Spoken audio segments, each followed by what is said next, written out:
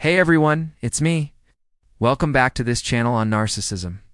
It's my hope that what you will hear and see here will help you better understand this personality style in order to better protect yourself from its toxic effects. I really have been thinking about this idea of self-doubt, how it can follow people who have gone through narcissistic abuse. So let's go to that. So today we are going to talk about breaking free of the self-doubt that may be holding you back after narcissistic abuse. And then you might find yourself asking questions like, who am I? What's my purpose? You're more likely to tolerate mistreatment by others, and you're less likely to advocate for your needs. One of the first steps you can take to overcome self-doubt is to start taking responsibility for your thoughts and actions. When you were in a narcissistic relationship, the narcissist most likely blamed you for everything that went wrong. They shifted all the blame onto you. If you set unrealistic goals and fail to meet them, it can contribute to feelings of self-doubt and failure.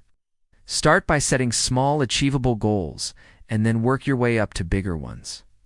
As you begin to achieve your goals, no matter how small, celebrate your successes to reinforce your belief in your abilities. Now, I know this is another tough one because in the narcissistic relationship, you probably got used to setting big goals only to have the narcissist crush them, tell you that you weren't capable of achieving them.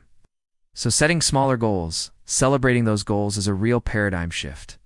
But it's an important one. This left you feeling helpless and hopeless because you never felt like you could do anything right. Saying yes to everything and everyone was probably a pattern in your life before the narcissistic abuse.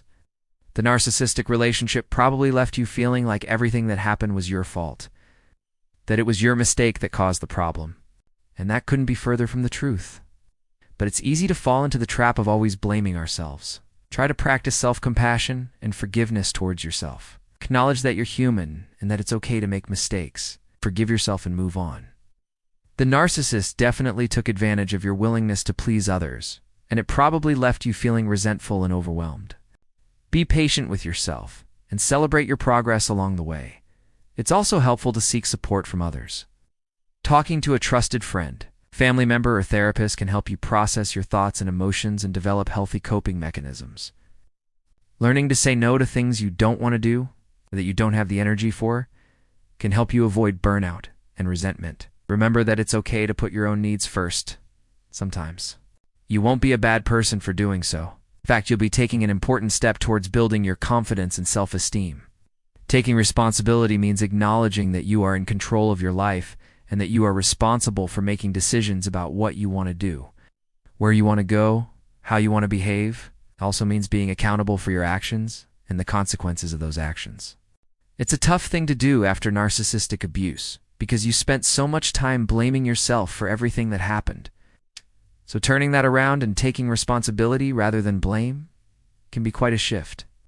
But this is a step that you absolutely must take if you want to move forward and build your confidence. So what do you do? What do you do if you're struggling with self-doubt? Let's break it down into some actionable items. Another important step is to identify and challenge the negative thoughts that contribute to your self-doubt. The narcissist really worked hard to convince you that you were not enough, that you weren't smart enough, beautiful enough, talented enough. And you absorbed those messages even though you knew they weren't true. So now it's time to turn that around. Make a list of those negative thoughts that the narcissist told you and tell yourself why they are untrue.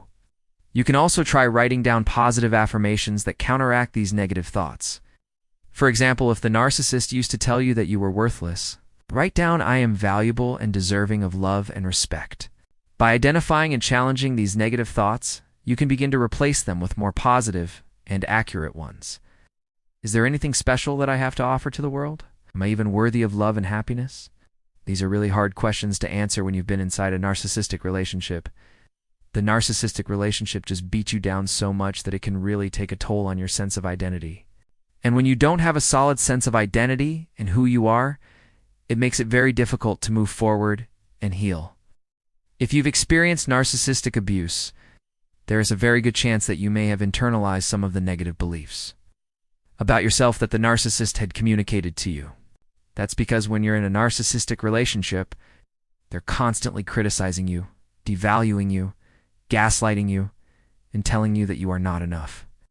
And over time, you start believing those things. And unfortunately, Those messages get internalized and can stick with you long after the relationship ends. So this leaves many survivors of narcissistic abuse feeling inadequate, doubting themselves and their abilities, and just generally having a lot of difficulty believing in themselves. Self-doubt is a really tough thing to deal with, because it keeps you stuck.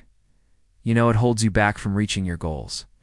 It prevents you from living the life that you want to live.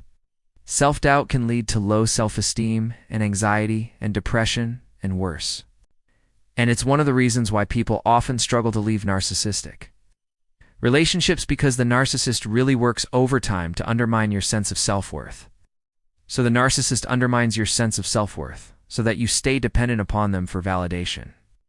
Now, when you think about narcissistic relationships, any kind of narcissistic relationship, family, friends, coworkers, bosses, whatever, they often leave you doubting yourself.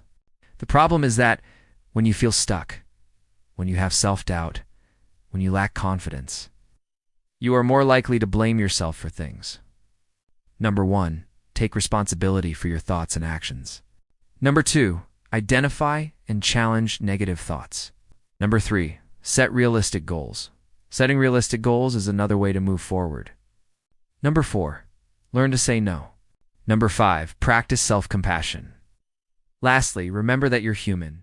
You're going to make mistakes. Everyone does. Remember that rebuilding confidence takes time and effort. Thanks again.